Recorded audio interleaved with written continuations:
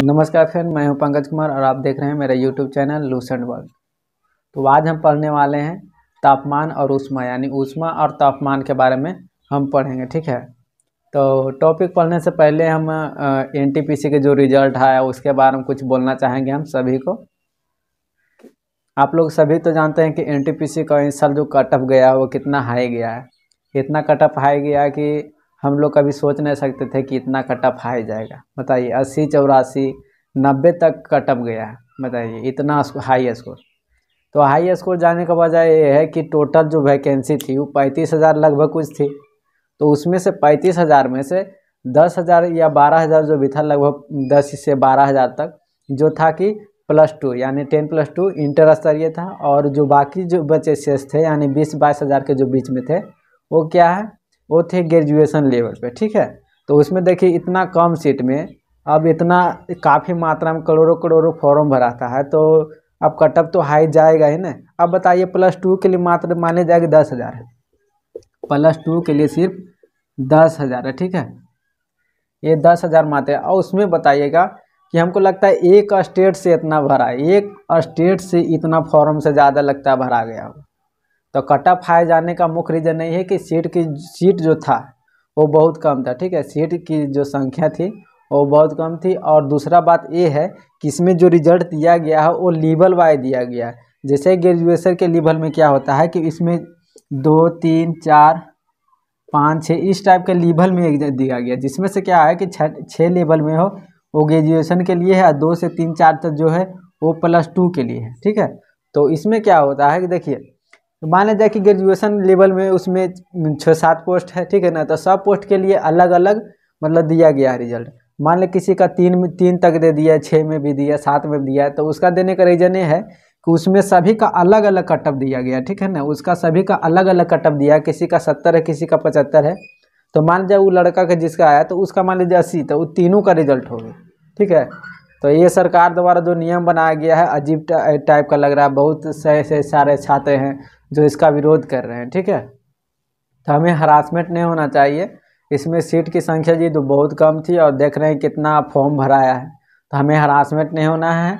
हमें अगले एग्ज़ाम की तैयारी इससे और अच्छा करना है। ठीक है ना, ताकि हम आगे बढ़ सकें। तो आज इसके बारे में एनटीपीसी के रिजल्ट के बारे में कुछ इतना ही बोलना चाहते थे। अब बढ़ते हैं टॉपिक की ओर। ठीक है, तो आज का जो टॉपिक है वो है ऊष्मा और तापमान। ऊष्मा और तापमान, इंग्लिश में इसे हम क्या कह सकते हैं, हीट एंड टेम्परेचर। क्या कह सकते हैं, हीट एंड टेम्परेचर।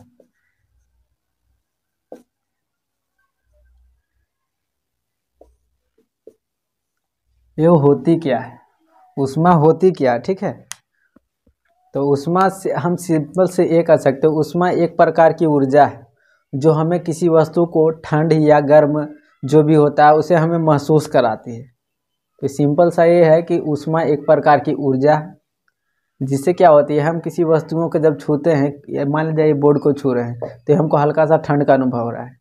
अगर मैं गर्मी का मौसम होता है हमें गर्म लगते है। तो ऊष्मा एक ऐसा ऊर्जा है जो हमें किसी वस्तु को ठंड या गर्म जो भी होता है उसे पहचानने में हमें मदद करती है। ठीक है, तो देखिए ऊष्मा तापमान एक ही डायग्राम के माध्यम से हम समझ जाएंगे कि ऊष्मा क्या है और तापमान क्या होता है। तो इसे सबसे पहले हम डायग्राम के माध्यम से समझेंगे। ठीक है, जैसे मान ले जाए 2 वस्तु है। ठीक है, एक वस्तु ए है और एक वस्तु बी है। तो पृथ्वी पे जितने भी वस्तुएं हैं सभी वस्तुओं के अंदर में अपना एक अणु होता है। जितने भी होते हैं सबके अपने अपने अणु होते हैं। ठीक है ना, इस टाइप के जितने भी वस्तु है सबके पास अपने अपने अणु होते हैं। ठीक है, तो ये जो अणु होती है तो इसे हम आंतरिक ऊर्जा के रूप में कह सकते हैं। ठीक है ना, इसे हम आंतरिक ऊर्जा, क्योंकि इसके अंदर में है तो ये आंतरिक ऊर्जा हुआ ही ना। तो किसी वस्तु के अंदर में निहित ऊर्जा को ही क्या कहा जाता है, ऊष्मा कहा जाता है। इसका परिभाषा ऐसे हो सकता है कि किसी वस्तु के अंदर निहित ऊर्जा को, आंतरिक ऊर्जा, ठीक है, निहित आंतरिक ऊर्जा को ही हम ऊष्मा कह सकते हैं। तो इसका डिफिनेशन इस टाइप का बनेगा, यानी किसी वस्तु के अंदर निहित ऊर्जा को, निहित आंतरिक ऊर्जा को ही ऊष्मा हम कह सकते हैं। ठीक है, अब रह गया बात ऊष्मा के बारे में तो थोड़ा जान गए। अब देखिए इसे तापमान को निकाल देते हैं। जैसे कोई वस्तु है, एक वस्तु ये वस्तु, दोनों के पास अपना अपना अणु है। जब ये दोनों वस्तुओं को आपस में मान लिया रगड़ा जाए, इस टाइप के, इस तरह से रगड़ते हैं, कोई भी वस्तु देखने वाले पत्थर को भी रगड़ते हैं इस तरह से, तो क्या होता है कि पत्थर गर्म हो जाती है।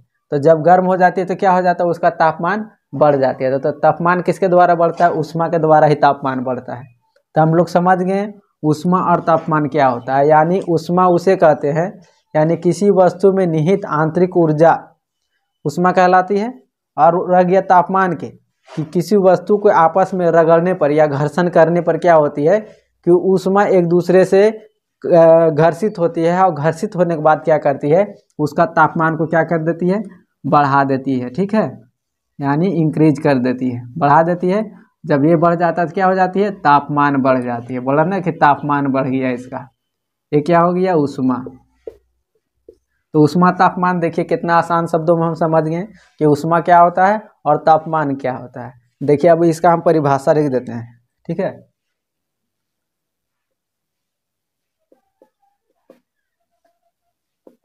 परिभाषा क्या होता है कि किसी वस्तु में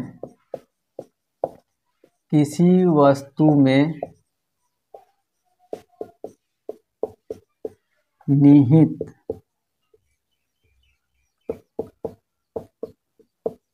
आंतरिक ऊर्जा को ही ऊष्मा कहा जाता है।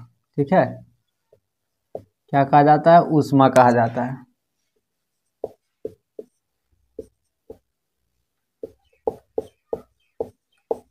देखिए सिंपल सा है कि किसी वस्तु में निहित आंतरिक ऊर्जा को ही ऊष्मा कहा जाता है। और तापमान के बारे में तो बताया दिए कि तापमान का भी लिख देते हैं।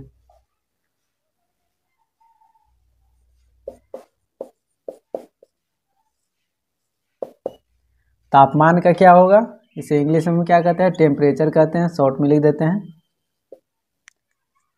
कि दो वस्तुओं के रगड़ने पर क्या होगा, दो वस्तुओं को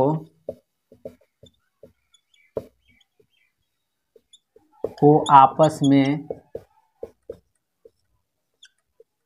रगड़ने पर उसमें निहित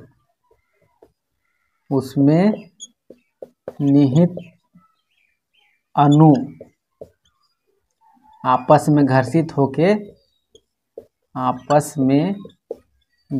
होके वो एक दूसरे को गर्म कर देते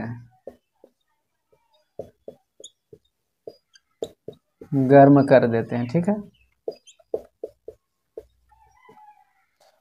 जब वस्तु गर्म हो जाता है तो क्या कहलाती है, तापमान कहलाती है। वही क्या कहलाती है, वही तापमान कहलाती है।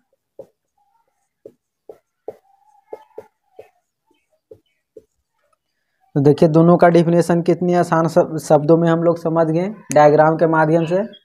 पहला था कि किसी वस्तु में निहित आंतरिक ऊर्जा को ही क्या कहा जाता है, ऊष्मा कहा जाता है। जैसे ये कोई वस्तु हो गया, ठीक है, ये कोई वस्तु हो गया, इसमें जो निहित ऊर्जा है ये क्या है, इसका अणु है, ठीक है। इसमें निहित आंतरिक ऊर्जा को ही कहा जाता है ऊष्मा। रह गया बात तापमान के, तो दो वस्तुओं को आपस में रगड़ने से उसमें निहित अणु, जो दोनों वस्तुओं के बीच में जो अणु होती है, दोनों वस्तुओं को आपस में रगड़ने पर उसमें निहित अणु क्या होती है, आपस में घर्षित करके वे एक दूसरे को गर्म कर देते हैं। एक दूसरे को जब गर्म करते हैं तो दोनों वस्तु गर्म हो जाती है। गर्म हो जाने पर उसका क्या होता है, तापमान बढ़ जाता है। तापमान बढ़ जाता है तो वही तापमान कहलाया। गर्म होता है तो उसका तापमान बढ़ रहा है, वही तापमान कहलाती है, ठीक है। तो ये था ऊष्मा और ताप का डिफिनेशन। अब बढ़ते हैं आगे। तो ऊष्मा के जो होते हैं, हीट जो होते हैं, उसका कुछ नियम है, ठीक है ना। तो उसके हम नियम के बारे में पढ़ेंगे, ठीक है, यानी इसके नियम।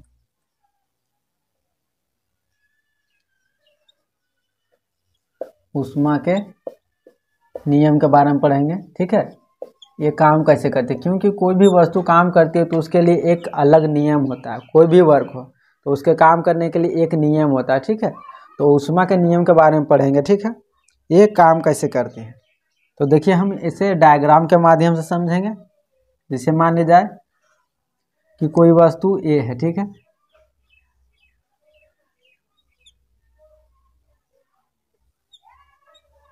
ये वस्तु ए है और ये वस्तु बी है। इसका जो टेम्परेचर है क्या है, हाई है। इसका टेम्परेचर क्या है, लो है, ठीक है। तो इसमें क्या होता है कि ऊष्मा का जो स्थानांतरण होता है, यानी एक वस्तु से दूसरे वस्तु में जब स्थानांतर होता है तो क्या होता है कि जब भी होगा तो क्या होता है, इसमें हाई से हाई टू लो, ये आपको हमेशा ध्यान में रखना, ठीक है। ऊष्मा का जो स्थानांतर होता है जब भी होता है उच्च से नीचे की ओर होती है, ना कि नीचे से ऊंचे की ओर। इसमें जब भी होता है तो नीचे से ऊंचे की ओर, हाई से लो की ओर होती है। इसमें देखिए क्या होगा, ऊष्मा का जो स्थानांतर होता है हाई से लो की ओर होता है। तो ये हाई है, ये लो है। इसमें ऊष्मा का जो स्थानांतर होता है किस रूप में होता है, तो ऊर्जा के रूप में होता है, क्योंकि हम पहले भी डिफिनेशन में पढ़े कि आंतरिक ऊर्जा को ही ऊष्मा कहा जाता है। तो ऊष्मा ऊर्जा के रूप में हाई से लो की ओर जाती है और जब तक जाती रहती है जब तक दोनों का जो ऊष्मा दोनों बराबर ना हो, दोनों का तापमान बराबर नहीं हो। मान लीजिए इसका टेम्परेचर मान लिया जाए कि चलिए 70 डिग्री सेल्सियस मान लेते हैं, ठीक है। इस वस्तु का टेम्परेचर मान लीजिए 70 डिग्री सेल्सियस है। तो इसमें क्या होता है कि जब ऊष्मा का ट्रांसफर होता है ये इसके की ओर जाती है, यानी हाई से लो की ओर जाती है। अब मान लीजिए इसका जो है टेम्परेचर 50 डिग्री सेल्सियस है। आइए जब तक ये इसको ऊष्मा देती रहेगी, जब तक ये ऊर्जा देती रहेगी, जब तक दोनों का मान बराबर ना हो। तो देखिए यहाँ पे 70 है, यहाँ पे 50 है, तो ये क्या करेगी, 10 इसको देगी। जब 10 इसको देगी तो कितना हो जाएगा, 60 डिग्री सेल्सियस हो जाएगा। इसमें से 10 घटेगी तो इसका कितना मान हो जाएगा, 60 हो जाएगा। अब देखिए दोनों का बराबर होगा। उसके बाद क्या होगा, ऊष्मा का स्थानांतर जो होता है वो रुक जाएगा, क्योंकि दोनों का मान जो है इक्वल हो गया, बराबर हो गया, ठीक है। तो देखिए हम कितना आसानी से समझ गए कि जिस वस्तु का तापमान, जैसे यहाँ पे 70 लिखे हैं, इसका 50 लिखे हैं, ठीक है। उसके बाद क्या होता है कि ऊष्मा का जो स्थानांतरण होता है वो क्या होता है, हाई से लो की ओर होता है। और लो की ओर जब तक होते रहता है जब तक दोनों का जो टेम्परेचर होता है वो क्या होता है, दोनों का मान बराबर ना हो, जब तक वो होते रहेगा, ठीक है। तो ये आपको ध्यान में रखना है कि जब तक ऊष्मा का स्थानांतरण होते रहेगा जब तक दोनों का मान इक्वल ना हो। ये जो ऊर्जा को स्थानांतर होता है वो क्या होता है, वो होता है ऊर्जा के, इसे हम कह सकते हैं, क्योंकि उसमें आंतरिक ऊर्जा ही ऊष्मा ऊर्जा कहलाती है, ठीक है। ऊर्जा के रूप में ये यहाँ से यहाँ ये जाती है, ठीक है। तो ये तो हम समझने के लिए समझ गए। अब आगे बढ़ते हैं इसमें। तो इससे हमें ये देखिए हम निकाल सकते हैं कि जिस वस्तु का क्या होगा, जिस वस्तु का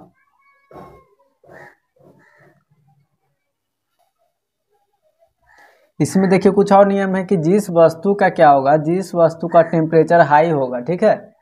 मान लीजिए ये वस्तु ये है, जिस वस्तु का टेम्परेचर हाई होगा उसका जो होगा क्या, आंतरिक ऊर्जा।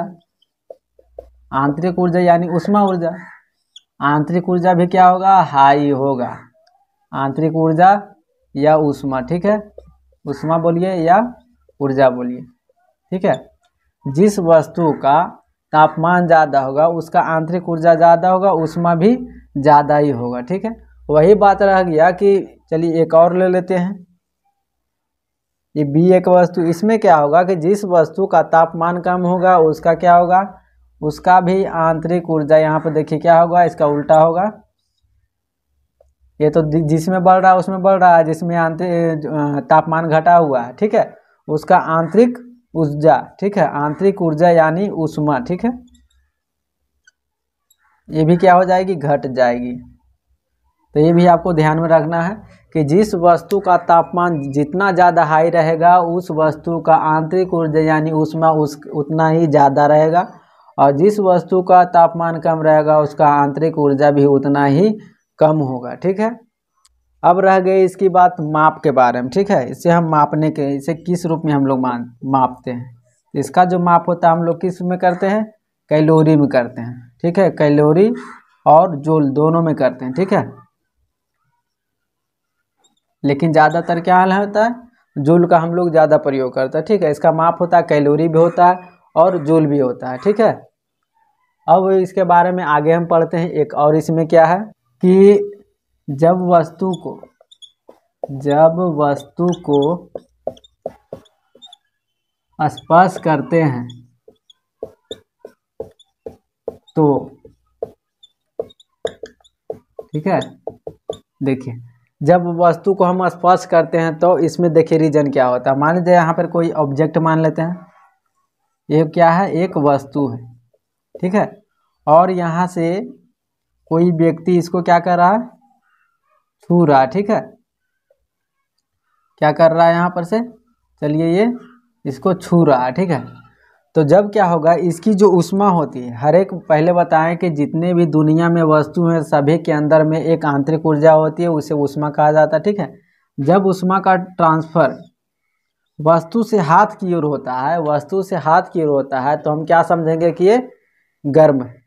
ये क्या हो गया, गर्म हो गया। ठीक है, ध्यान से आप देखिएगा। ठीक है, यानी वस्तु से अगर हाथ की ओर अगर ऊष्मा स्थानांतरित हो रही है, यहाँ पर क्या हो रही है, ऊष्मा का स्थानांतरण हो रहा है, ऊष्मा का स्थानांतर। ठीक है, ऊष्मा का जो वस्तु से हाथ की ओर जब स्थानांतर होता है तो वस्तु हम क्या मानेंगे, गर्म। वस्तु क्या होगी, वो गर्म होगी। जबकि इसके उल्टा क्या होगा कि जब ऊष्मा का स्थानांतर हमारे हाथ से वस्तु की ओर होगी तो क्या होगी, वो ठंडा होगी। ये आपको अच्छा से ध्यान में रखना है। ठीक है, मोस्ट इम्पोर्टेंट है। देखिए इसमें क्या होता है कि जब हम किसी वस्तु को छूते हैं, एग्जाम्पल देंगे, पहले ये समझ जाते हैं कि जब हम कोई वस्तु को छूते हैं, अगर उस वस्तु को ऊष्मा हमारे शरीर की ओर यानी हमारे हाथ की ओर आ रही है तो समझ जाए कि वो वस्तु गर्म होगा। कैसे होगा वो हम समझेंगे। ठीक है, और दूसरा में क्या होगा कि जब हम किसी वस्तु को छूते हैं तो क्या होता है कि हमारे हाथ से जो ऊष्मा है वह वस्तु की ओर जा रहे हैं, तो वस्तु को हम ठंडा मानते हैं। अब देखिए एक होता कैसे, देखिए एग्जाम्पल में समझते हैं। दो एग्जाम्पल लेते हैं, एक लेते हैं पहला एग्जाम्पल, दोनों क्लियर कर दें। पहला एग्जाम्पल लेते हैं, जैसे मान लीजिए जाइए आग ले लेते हैं। ठीक है, आग हो गया, और ये पहला एग्जाम्पल। दूसरा एग्जाम्पल में क्या लेते हैं, चलिए मान लेते हैं बर्फ। देखिए ये दोनों से निकल जाएगा। पहला देखिए गर्म था, अब आग है। ठीक है ना, अब आग को हम छुएंगे तो क्या होता है, उस आग की ऊष्मा, क्योंकि हम पहले बताए थे कि ऊष्मा का जब ये स्थानांतर होता है तो क्या होता है, ऊष्मा का जब स्थानांतर होता है एक वस्तु से दूसरे वस्तु में तो क्या होता है, हाई से लो, हाई से लो। ठीक है, यानी उच्च से निम्न की ओर। ठीक है, ये आपको ये भी ध्यान में रखना है। ठीक है, ये भूलना नहीं, क्योंकि ये पहले बता दिए थे। तो इसमें क्या होता है कि आग की जो ऊष्मा होती है हमारे शरीर की ऊष्मा से अधिक होती है। ठीक है, तो ऊष्मा अधिक है तो जिसका अधिक है वो निम्न की ओर जाएगी, तो उसका जो ऊष्मा होता है हमारे जब छूते हैं आग को तो क्या होता है कि उसकी ऊष्मा हमारे हाथों की ओर आती है, जिसके कारण क्या होती है, हम जल जाते हैं या हमें जलन महसूस होती है। ठीक है, ये तो हो गया। अब दूसरा हो गया बर्फ। तो बर्फ की जो ऊष्मा होती है, हमारी ऊष्मा जो होती है उससे क्या होती है, कम रहती है। बर्फ तो ऐसे ठंडा रहता है, आप लोग जानवे करते हैं।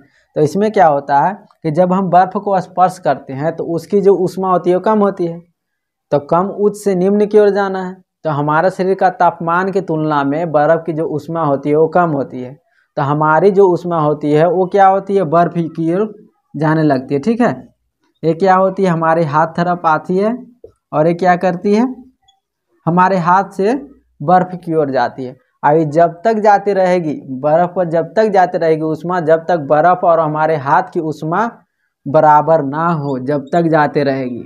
इसीलिए जब कोई वस्तु जल जाता है तो पूरा उसका शरीर डैमेज हो जाता है। क्यों, क्योंकि उसकी जो ऊष्मा होती है, आग की ऊष्मा होती है, उसकी ऊष्मा के बराबर होते होते पूरा शरीर जल जाता है, क्योंकि आग की ऊष्मा बहुत काफ़ी ज़्यादा होता है। ठीक है, वही देखिए बर्फ क्या क्या होता है कि जब हम बर्फ़ को छूते हैं, ठीक है, बर्फ़ को जब छूते हैं तो क्या होता है, हमारी ऊष्मा इसको ट्रांसफ़र होती है। और जब तक ट्रांसफ़र होती है, जब बर्फ़ जो होती है हमारे शरीर के ऊष्मा के बराबर न हो। अब बताइए हमारा शरीर का जो टेम्परेचर होता है कितना होता है, 37 डिग्री सेल्सियस होता है। अब बर्फ़ कितना डिग्री पर, 0 डिग्री पर जब। अब बताइए यहाँ से यहाँ जाने में क्या हमारा शरीर का हालत होगा, हमारा शरीर का तापमान घट जाएगा। हमारे शरीर का जब तापमान घट जाता है तो कौन सा रोग हो जाता है, हाइपोथर्मिया जिसे कहा जाता है। ठीक है, तो ये पॉसिबल नहीं है, हम लोग मर जाएंगे। ठीक है, इतना जब 0 डिग्री होगा तापमान हमारा। तो 98 पॉइंट क्या होता है, 98.6 फ़ारेनहाइट होता है हमारे शरीर का तापमान। ठीक है, अब इसमें हल्का सी 95 भी आ जाता है या 96 भी आ जाता है ना, तो उसे रोग हो जाता है और उस रोग को कहा जाता है हाइपोथर्मिया। ठीक है, तो ये बहुत ही डेंजरस हो जाएगा। ठीक है, और इसके बहुत सारे एग्जाम्पल है, जैसे में एग्जाम्पल में लेते हैं लोहे की जो होती है, लोहे की कोई भी वस्तु। एक देखिए एक एग्जाम्पल और लेते हैं। ठीक है, पहला लेते हैं लोहा। ठीक है, और दूसरा एग्जाम्पल ले लेते हैं इसमें क्या, लकड़ी।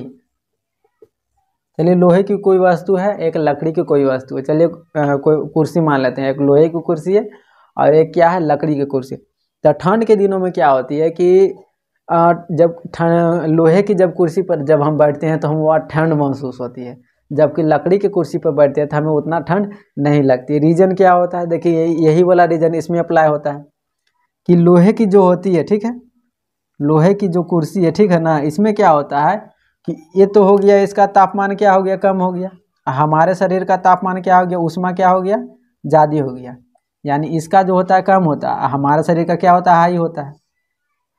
तो पहले भी बता दिए थे कि जब भी ऊष्मा का जो अंतरांतर होता है क्या होता है, हाई से लो की ओर होता है।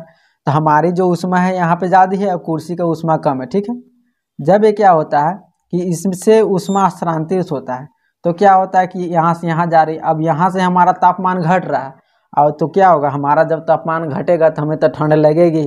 इसीलिए क्या होता है कि लोहे की कुर्सी क्या होती है, ठंड, हमें ठंड महसूस होती है। ठीक है, वही बात रह गई लकड़ी की कुर्सी में क्या होता है कि इसमें देखिए ऊष्मा, इसका जो ऊष्मा का मान जो होता है, ठीक है, ऊष्मा का मान होता है, हमारे शरीर का मान क्या होता है, लगभग में बराबर ही होता है। ठीक है ना, मान लीजिए इसका थोड़ा सा भी, इसमें हमारे शरीर का तापमान अगर मान लिया हल्का सा ज़्यादा है, ठीक है, यानी ऊष्मा हमारे शरीर में मान लीजिए कि 5% है, इसमें 4.8% या 4.9% है, तो इससे 0.1% जब ट्रांसफ़र होगा लकड़ी की कुर्सी में तो उतना प्रभाव नहीं पड़ेगा। ठीक है, इसीलिए जो होती है लोहे की जो कुर्सी होती है उसकी अपेक्षा क्या होती है, लकड़ी की कुर्सी आरामदेह होती है। इसलिए ठंड के दिन में क्या होती है कि कोई भी वस्तु काफ़ी ज़्यादा ठंडा हो जाती है। तो ऐसा क्यों हो जाता है, ज़रूरी नहीं कि कोई भी वस्तु, ऐसा नहीं कि जैसे ये मार्कर की मान लेते हैं, ठीक है ना, ये मार्कर मान लीजिए इसका जो है ऊष्मा क्या है, ऊष्मा इसका कम है, हमारे शरीर का जो ऊष्मा वो ज़्यादा है। जब इसको हम स्पर्श करेंगे तो क्या लगेगा, ये ठंडे लगेंगे। और वही बात रह गया कि इसका ऊष्मा ज़्यादा, हमारे शरीर के जो ऊष्मा वो क्या है, कम होगी, तो ये क्या होगी, हमें गर्म महसूस होगी। ठीक है, तो आज का टॉपिक इतना ही था, ऊष्मा और तापमान। ठीक है, आशा करता हूँ आप लोग समझ गए होंगे। अगर हमारे द्वारा दी गई जानकारी में कुछ कमियाँ या खामी कुछ नज़र आई हो तो प्लीज़ कमेंट करके ज़रूर बताएं। ठीक है, क्योंकि मैं भी आप लोगों की तरह एक कंपटीशन करने वाला एक लड़का हूँ। ठीक है, अगर हमारे द्वारा दी गई जानकारी अगर आपको अच्छी लगती हो तो प्लीज़ लाइक ज़रूर करें हमारे वीडियो को और चैनल को सब्सक्राइब ज़रूर करें। धन्यवाद।